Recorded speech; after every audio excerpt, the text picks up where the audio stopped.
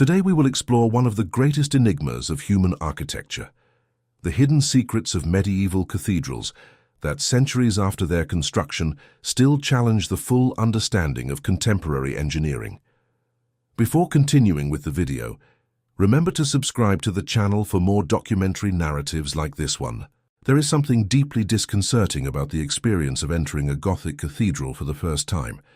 It is not merely the colossal size of the naves, nor the golden light pouring through the stained glass windows. It is something harder to name, a feeling that dwells in the space between the air and the stone, between the solemn silence and the distant echo of one's own footsteps on the cold floor. It is the realization that something there should not exist in the form that it does, at least not according to the resources and knowledge available at the time it was erected. Medieval cathedrals are perhaps the most audacious expression humanity has ever produced in terms of stone construction. Not simply because they are large, grand structures existed in many civilizations, from the pyramids of Egypt to the temples of Rome. What makes medieval cathedrals unique is the combination of elements that, strictly speaking, seemed impossible to coexist. Dizzying height, incredibly thin walls, enormous openings for natural light, and a structural stability that has weathered centuries of harsh elements, wars, and historical transformations.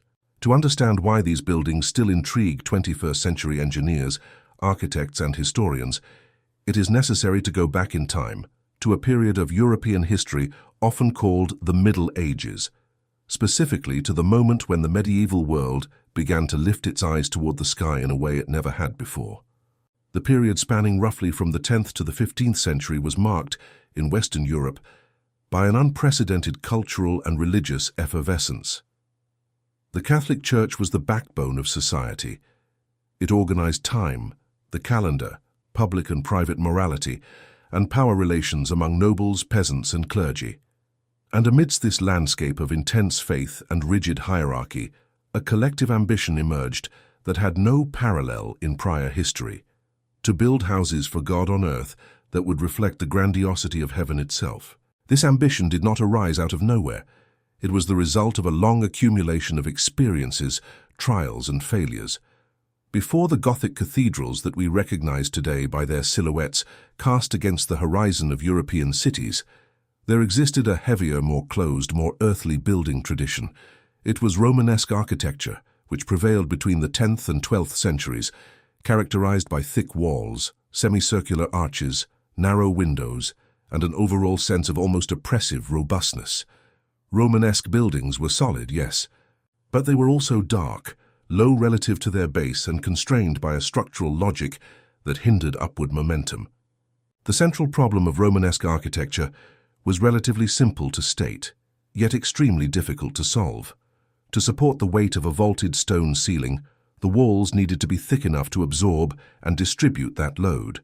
The heavier the ceiling, the thicker the walls. And very thick walls did not allow for large windows. This meant that the interiors of Romanesque buildings were inevitably gloomy, lit only by candles and slivers of light penetrating through modest openings. For an era in which the sacred was synonymous with brightness and spiritual elevation, this was a problem that transcended technicality. It was a theological problem. The transformation that changed everything began discreetly, almost imperceptibly, in the mid-12th century in France near Paris.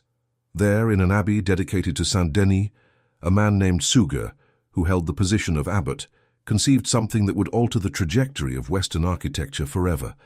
Suger was neither an architect nor an engineer.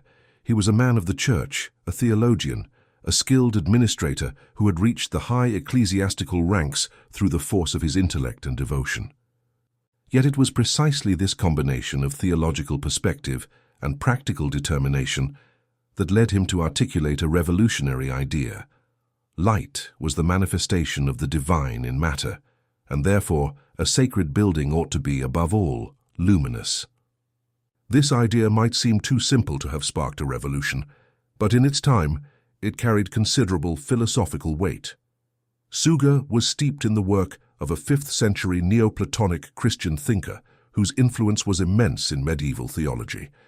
For this tradition, light was not merely a physical phenomenon. It was a direct analogy of the divine presence, a visible metaphor of God's intelligence manifested in the world. Building a luminous church was, therefore, an act of concrete theology, a way of transforming sacred space into a sensory experience of God's proximity. Sahuja's desire was legitimate, but the technical problem remained: how to build walls capable of supporting a stone vault while simultaneously open enough to let abundance of light enter. The answer came from a series of ingenious solutions that were not invented overnight but found in the reconstruction of the Abbey of St. Denis between 1135 and 1144, a synthesis that was coherent and systematic for the first time. The first of these innovations was the ogival arch, also known as the pointed arch. Unlike the semicircular Romanesque arch, which distributes the load sideways and downward relatively uniformly, the pointed arch concentrates forces in narrower directions, channeling weight more efficiently toward specific points. This meant that thinner walls could support higher ceilings because the structure worked more intelligently rather than more crudely. The second innovation was the ribbed vault, or ogival vault. Instead of a continuous homogeneous stone surface, the ribbed vault was formed by ribs, a kind of diagonal arch crossing in space to create an internal support framework. Between these ribs, the spaces were filled with thinner, lighter stones called webs. The result was a surface that seemed simultaneously heavy and delicate, distributing weight radically more efficiently than any previous vault. But it was the third innovation that represented the boldest leap: the flying buttress. This structural element deserves careful description because it is simultaneously the most visible and the most misunderstood of Gothic inventions. The flying buttress is essentially an external arch originating from a pier, positioned outside the building's main wall, springing into the air to meet the wall at the exact height where the vault's lateral thrust is most intense. In other words, it acts as an exterior supporting arm, absorbing the forces trying to push the wall outward and directing them along an arched path to the ground. With the flying buttress assuming the function of neutralizing horizontal thrusts, the internal walls could be relieved of most of their structural load, and walls that no longer need to be thick to support weight can be replaced in large part by glass. Thus was born Gothic stained glass, not as a decorative ornament added to the structure, but as a logical and inevitable consequence of an ingenious revolution. The stained glass windows of Gothic cathedrals are in themselves a subject that could occupy hours of exploration. Crafted using carefully guarded artisan techniques, they are composed of pieces of glass, colored with metallic oxides during the smelting process rather than painted on top, making the color part of the glass's very substance and guaranteeing its durability over the centuries. The fragments were cut using heated iron tools and bound by lead cames into patterns depicting biblical narratives, scenes from the lives of saints, and theological symbols. The light passing through these compositions was transformed, gaining color, intensity, and vibrancy. The interior of the cathedrals was not merely illuminated, it was transmuted. Yet it is in the structural domain that the deepest mystery resides. Gothic cathedrals from the 12th to the 15th century reached heights that continue to awe modern architects. Amiens Cathedral in France boasts the highest nave of any complete Gothic cathedral, standing at 42 meters of internal height. Beauvais Cathedral tried to go even further by planning a 48-meter nave, a project so bold that part of the structure collapsed in the 13th century and had to be rebuilt. Cologne Cathedral in Germany, begun in 1248 and carried out over 6 centuries, reaches 157 meters at its tallest tower. That of Ulm, also in Germany, possesses the tallest church steeple in the world at 161 meters, though its completion occurred only in the 19th century. These numbers alone are impressive, but what truly evokes wonder is the relationship between height and material weight. Gothic cathedrals are, structurally speaking, extraordinarily slender for the height they attain. This defies the immediate intuition that a very tall building requires a massive base. Gothic logic flips this equation by creating a structure that distributes weight punctually, through piers and flying buttresses, rather than spreading it across massive walls. The result is something contemporary engineers sometimes describe as an exoskeleton, a support structure that exists primarily outside the internal volume of the building, freeing the interior for uses a conventional building would never allow. The central question that researchers and engineers have asked since the beginning of systematic study of these structures is this: Where exactly lies the line between what modern engineering understands about these buildings and what still eludes its full comprehension? The answer is more complex than it might seem at first glance. Modern engineering is capable of analyzing Gothic cathedrals with tools no medieval builder could have imagined, from finite element computer models to millimeter precision scanners, and detailed chemical analyses of the original materials. One such phenomenon concerns the behavior of limestone, which was the predominant building material in the great French cathedrals. Limestone is a sedimentary rock that, when quarried from certain deposits, still contains a significant amount of natural moisture within its porous structure. At the moment it is cut and used in construction, it remains relatively malleable. Over time, as it dries and hardens, it becomes progressively stronger. This means that a cathedral built with fresh limestone steadily gained structural strength over the decades following its construction, in a process medieval builders likely observed and accounted for empirically without possessing a formal theory to describe it. Another element challenging modern analysis is the mortar used to set the stones. Medieval mortars were primarily composed of lime and sand, with regional and period variations that are still being studied. Unlike modern concrete, which reaches its maximum strength in a matter of weeks, lime mortar continues its process of carbonation and hardening over decades and even centuries. Analyses conducted on samples taken from medieval cathedrals have revealed that after 800 years, these mortars reached mechanical properties that no modern formulation can replicate using the same materials, simply because the prolonged curing process cannot be accelerated. Time itself is an ingredient that modern engineering does not know how to manage in the same way. The medieval master builder, known in French as maître d'œuvre, was a unique figure in the society of his time. He was not an intellectual in the classical sense, nor a simple craftsman. He was someone who had spent decades learning the secrets of his trade on the building sites of Europe's great cathedrals, who had traveled from worksite to worksite, absorbing techniques and solutions, and who had developed an almost intuitive ability to visualize structures in space before building them. His most important tool was not the square or the level, essential though those were. It was constructive geometry, a set of proportional relationships based on figures such as the square, the equilateral triangle, and the regular polygon, which allowed him to determine dimensions, angles, and curves without relying on explicit numerical calculations. Among the cathedrals that best exemplify these principles, Chartres holds a place of singular prominence. Situated approximately 90 kilometers south of Paris, Chartres Cathedral is often considered the most perfect example of high Gothic architecture. It was neither the tallest nor the largest, but it was the one in which the structural innovations of the period achieved their most refined balance and consistent execution.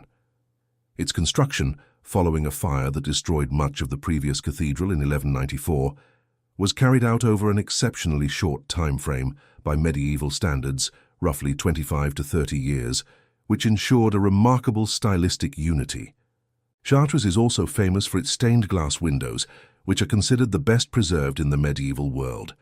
More than 170 windows, distributed throughout the entire expanse of the cathedral, cover a total area of about 2,600 square meters of colored glass. Dating mainly from the 12th and 13th centuries, they are studied both for their artistic value and for their manufacturing techniques, which included the use of glass compounds whose exact formula remains a subject of research. The Chartres blue in particular is a hue that has never been reproduced with full fidelity by modern techniques. Not for lack of trying, but because the exact chemical composition giving it its depth and luminosity has not yet been fully deciphered. Materials researchers, chemists, and art historians have worked for decades on microscopic samples of this glass, and with each new analysis, they discover further layers of complexity in an object that, from a distance, seems simply beautiful. Notre Dame de Paris, perhaps the most famous cathedral in the world, offers another dimension to this story. Begun in 1163 and completed in its broad strokes in the 13th century, it was built on an island in the middle of the Seine, presenting additional foundation challenges that the builders of the era solved with techniques only recently fully documented. Following the fire of April 2019, which destroyed the famous central spire and much of the roof, Reconstruction efforts uncovered surprising information about the techniques used in the original structure. Analyzed timber samples confirmed that the roof beams, known collectively as the forest because of the immense quantity of wood used, were cut from oak trees over 300 years old. Dendrochronological studies helped precisely date the origin of each beam, creating a temporal map of construction that no medieval document had ever recorded in such detail. Salisbury Cathedral in southern England presents a different challenge to modern engineers. Its spire, the tallest in Great Britain at 123 meters, was built atop a cathedral that was already complete, meaning the original structure was not designed to support this added weight. Medieval builders responded to this problem pragmatically and creatively, reinforcing internal piers, inserting additional arches, and using external buttresses to redistribute the loads of the new addition. The result is a structure that works, that has stood for 700 years, but which, according to modern structural safety standards, shouldn't work as well as it does. The safety margin between what it endures and what should be its limit is, in practice, far smaller than any modern engineer would feel comfortable accepting in a new design. This discrepancy between what cathedrals should be capable of doing and what they actually do is a recurring theme in structural engineering research applied to historical heritage. Part of the explanation lies in that process of progressive hardening of materials over time. Another part lies in how structures behave as integrated systems, where each element reacts and adjusts dynamically to the behavior of the others, creating an emergent stability greater than the sum of its parts. But there is a third explanation that experts mention with growing conviction. Medieval builders designed with safety margins that were not the result of formal calculations, but of an accumulated culture of prudence, a collective memory of buildings that had survived and those that had collapsed, and a conservative application of proportions that, through deliberate excess of material at critical points, created a structural reserve that time has proven to be generous. There is yet another aspect of medieval cathedrals that is rarely discussed outside specialized circles, but which deeply impresses anyone who delves into the topic: acoustics. Gothic cathedrals were built without any acoustic measurement instruments, without sound simulation software, without theoretical models of wave propagation, and yet their acoustic qualities are frequently extraordinary and in some cases appear to have been deliberately planned. Reverberation within a Gothic cathedral can last between 6 and 10 seconds depending on dimensions and materials. This means that sound produced at one point in space remains present in the air for nearly a tenth of a minute after its production. For Gregorian chant, which was the predominant liturgical music during the construction period of these cathedrals, this reverberation is practically ideal. The long, sustained melodic lines of Gregorian chant were composed to resound in that specific environment, and some research suggests that the relationship between musical style and the acoustic properties of the space was not accidental, but the result of mutual adjustment over decades of liturgical practice. Contemporary studies in archaeoacoustics, a relatively new discipline applying acoustic modeling techniques to historical buildings, have revealed that some cathedrals possess specific features, such as the particular placement of columns or the curvature of vaults, that seem configured to produce specific acoustic effects like concentrating sound at the altar or uniformly diffusing the preacher's voice through the nave. Whether these configurations resulted from intuition, empirical experience, or some more formalized technical knowledge remains an open question, but one that an increasing number of researchers regard as seriously worthy of investigation. To fully understand what is at stake in this question, it is necessary to understand what the construction process of a medieval cathedral was like. It was not something completed in a few years. The great cathedrals took decades, and frequently centuries, to finish.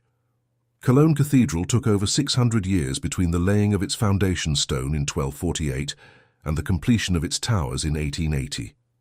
This time frame was not merely a matter of resources or political will. It reflected a concept of work that transcended the span of an individual human life, a collective project passed down from generation to generation as a legacy and a responsibility.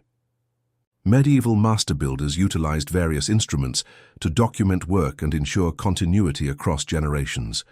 Sketchbooks, such as the famous portfolio of Villars de Honnecourt, a 13th-century notebook surviving to this day that contains ground plans, elevations, and construction details of several medieval works, are rare testaments to how technical knowledge was recorded and communicated.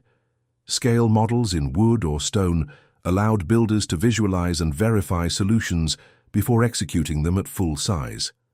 And the construction sites themselves served as empirical laboratories where solutions were tested, adjusted, and refined. Knowledge was fundamentally practical and visual, anchored in direct experience and observation, rather than abstract theoretical principles susceptible to universal formalization. And it was precisely this that made the Guild's work simultaneously extraordinarily effective and difficult to translate into the parameters of formal engineering that would arrive centuries later. The construction of a cathedral was also a collective endeavor mobilizing an entire community. Historical records of some of the great medieval works reveal whole populations directly involved in the process, hauling stone, participating in fundraising campaigns, donating artworks and stained glass windows. In some places, there are accounts of processions in which hundreds of people voluntarily joined in transporting heavy materials over miles, driven by a combination of faith, civic pride, and the desire to be part of something that transcended the ordinary dimensions of daily life. The cathedral did not belong to the church in a merely institutional sense. It belonged to the entire city, embodying the collective identity of its inhabitants and projecting into physical space the aspirations of an entire generation. When this knowledge and collective commitment failed, the consequences were severe. Beauvais Cathedral is the most dramatic example of a project that pushed beyond the limits of what was possible with the materials and techniques of its time. Its ambition to reach a nave height of 48 meters was never fully realized. The choir, which was completed, suffered a partial structural collapse in 1284 and had to be reinforced with additional supports. The subsequent attempt to complete the transept and raise a central tower resulted in another collapse in 1573. The cathedral never received a full nave and remains to this day an incomplete fragment, a monument both to the aspirations of Gothic architecture and to its physical boundaries. It represents the point at which ambition exceeded knowledge and material possibilities, while simultaneously illustrating something profound about the mindset of medieval builders, a willingness to attempt the impossible that was at once an act of faith and an expression of artisan pride. The question of why modern engineering does not replicate these structures has no single answer. It has several, intertwining in interesting ways. First, there is the matter of materials. Medieval limestone, extracted from specific quarries that in many cases were partially depleted over the centuries, is not quite the same as the limestone available today in those same regions. Medieval lime mortar, prepared with techniques and proportions that varied according to local guild knowledge, is not the same as what can be prepared today following generic recipes. Medieval glass, smelted with specific minerals in kilns at particular temperatures, possesses compositions that differ from modern glass panes in ways affecting both their appearance and long-term durability. Third, and perhaps most fundamentally, there is the matter of purpose. Medieval cathedrals were built with an objective that transcended practical functionality. They were statements of faith, assertions of the presence of the sacred in the material world, monuments to a vision of the cosmos in which beauty, order, and spiritual elevation were inseparable. This symbolic dimension was not ornamental relative to the structural dimension. It was the reason builders were willing to push materials to their limits, to try solutions no precedent guaranteed would work, to dedicate entire generations to a project that perhaps none of its originators would live to see finished. Modern engineering can erect structures taller, lighter, and more efficient than any medieval cathedral, but it rarely builds with the same willingness to subordinate practical considerations to considerations of meaning. And it is precisely this difference of purpose that makes medieval cathedrals something modern engineering can study, analyze, and partially understand, but not simply replicate, because to replicate is not merely to reproduce techniques, it is also to reproduce the context of meaning that gave rise to those techniques. In recent decades, a series of projects around the world has attempted in different ways to recover medieval building principles. In France, The Cathedrals project, begun in 1997 in a Burgundian forest, has been building a medieval castle using exclusively medieval techniques and materials. Locally quarried stone, timber cut with period tools, lime burned in artisan kilns, hand-molded clay.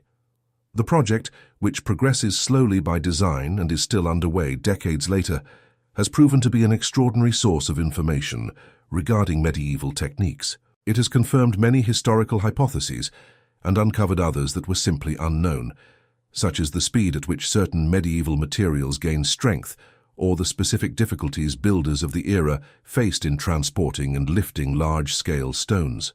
Yet perhaps the greatest lesson of the Cathedrals project is not technical. It is human. It concerns what happens when people dedicate years of their lives to building something that will only be completed after they are no longer here to see it. The project has created around itself a community of artisans, historians, and volunteers who share a long-term vision, a willingness to work not for immediate results, but for a legacy that transcends individual experience. It is precisely this disposition that driven medieval builders, and it is this disposition, perhaps more than any specific technical secret, that modern engineering finds hardest to reproduce. And yet, despite all the sophistication of contemporary engineering, medieval cathedrals continue to guard their secrets with a serenity that seems almost deliberate. With every new analytical technology researchers apply to these structures, something new emerges, some property or behavior that had not been anticipated and that demands a revision of previous hypotheses. Cathedrals are not merely monuments of the past. They are living laboratories, inexhaustible sources of knowledge that contemporary science is still learning to interrogate with the right questions. Medieval cathedrals are documents of stone and glass that narrate not only the history of a building technique, but the history of a civilization that found in its highest aspirations the strength to attempt the impossible.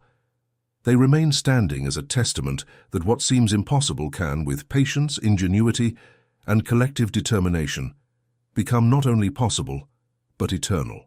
And while modern engineering continues to unravel their secrets, the cathedrals remain there, keeping their answers in the proportions of their stones, in the reflections of their stained glass, and in the luminous silence of their naves, patiently waiting for us to ask the right questions. If this journey through the secrets of medieval cathedrals has awakened in you the same fascination it inspires in researchers and architects around the world, then this community needs your presence. Every subscription to the channel is a stone laid in this collective construction of knowledge, and every like is the arch supporting the next narrative. Leave a comment sharing which detail surprised you most, whether the extraordinary acoustics of the naves, the indecipherable blue of Chartres stained glass, or the structural boldness that led medieval builders to attempt what no modern engineer would dare recommend. Your comment is the mortar that binds this community together. Subscribe, like, and share, because the stories held in stone deserve to be heard by everyone.